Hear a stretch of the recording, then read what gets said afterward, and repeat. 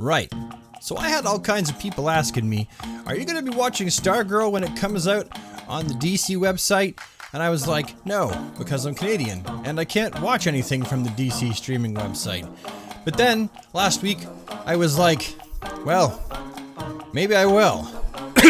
As someone who's been a lifelong supporter of DC Comics, it's kind of important that I watch this show, and it looked fun. So, here we are, 2 episodes later, and Brad the DC Universe Geek has, maybe just a little bit shadily, managed to watch the first 2 episodes. So going into Stargirl, I really didn't quite know what to expect. I did kind of have the preconceived idea that Stargirl would be a show that was absolutely aimed towards a younger target demographic and not us older fogies who have been reading comic books for a long, long time. And I was absolutely right. It really is definitely targeted towards younger folks trying to get younger people into the character and to subscribe to the streaming service. That's not to say that there's not any appeal there for us older folks. I really enjoyed the first 2 episodes. But it's definitely not for me specifically. I mean, us older people, we're the ones that carry movies and shows and products in the end anyway. I mean, look at the JLU. It was us older people that carried the cartoon and bought the figures and the toys later on. And it's like that usually with every successful DC property, whether it's made for grown-ups or kids, it ends up being us older fans that end up taking the most interest in it because we're the ones who have been fans for years. I'm not saying that us older folks won't find something appealing here, that we won't like the show, because I really enjoyed it. But I could also identify pretty quickly that the show really wasn't made for me. It was made so that I would sit down and watch it with my son and daughter and try to get them into the character and make lifelong fans out of them.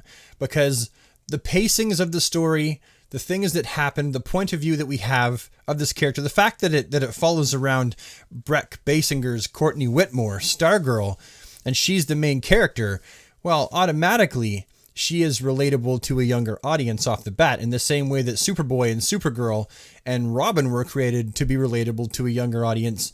In their day, this show has been marketed and pushed forward to be marketed to a younger audience because that's who would relate to Courtney, younger people, and especially teen girls. But again, that's not to say that this show is a show that's just been made for teen girls, because I really liked it. I loved it. And Breck plays the character really endearingly. She does a fantastic job. In general, she does come off as that sweet, sincere, all-American, genuine girl.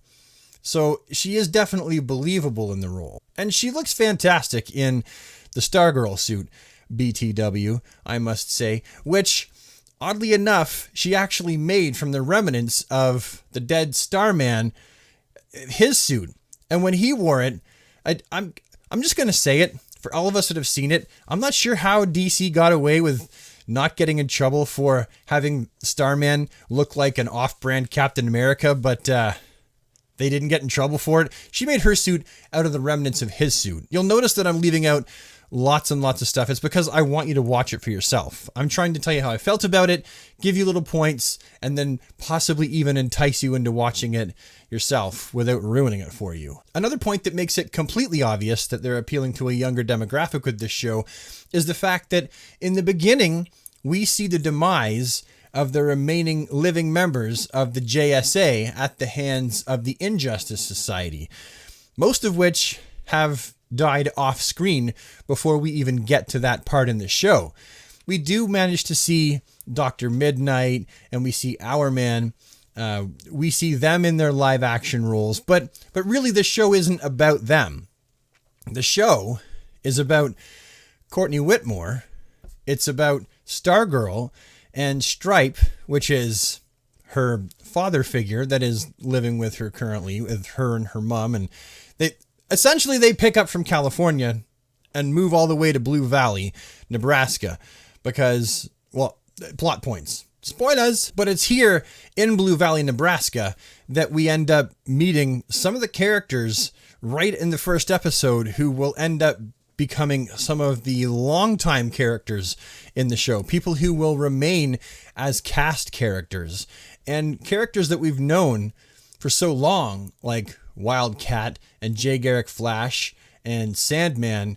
They're not in this. I mean, there's a picture with the JSA in it that, Courtney finds when she's discovering, you know, that Pat might not be who he says he was, or there might be more to him. Either way, we are getting introduced to a younger cast of characters who will eventually go on to make up the bulk of the new JSA, which has been defunct for the last 10 years since, you know, on account of the last ones all dying and stuff. So it's clear that they want a younger audience to watch this show, because the younger audience needs to be able to relate to all of these younger heroes. At least that's the thinking behind it, I would assume. Personally, I would have rather just seen a JSA show with Stargirl as part of it, as part of an ensemble cast, but that showcased Alan Scott and Jay Garrick and all of the characters from the JSA that you and I would know and love from over the years. By far the best parts of the show for me, though, the parts that I enjoy the most, is watching the big mechanical beast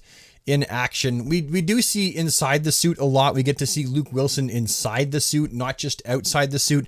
And at this point, his robotic suit is still pretty much useless. It hasn't done a whole lot of anything useful at this point. It can pick up cars and throw them.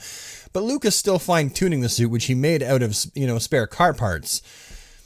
But the main thing for me is watching Breck Basinger's Courtney Whitmore, the Stargirl, interact with the cosmic staff, which essentially, for those of you who don't know, spoilers, is essentially its own supporting character. The staff really is like another character. It's got its own personality, its own life to it. It's not just an inanimate object in the show. And that's really cool. So Courtney, who is a trained gymnast, and the staff working together, they really make some pretty stunning scenes, and it's really gratifying seeing Courtney wield that staff. Yes, the whole thing is kind of cheesy, and how they conveniently end up in, you know, Blue Valley, where a bunch of other supervillains have been hiding out. Okay, I get it. Cheesy, but it's based on a comic book. It's not real. If we can suspend disbelief and believe that a girl can fly around on a magic glowy staff, I mean, the sky's the limit, right? Just write it well. Make it as hokey and weird as you want at times, but just write it well.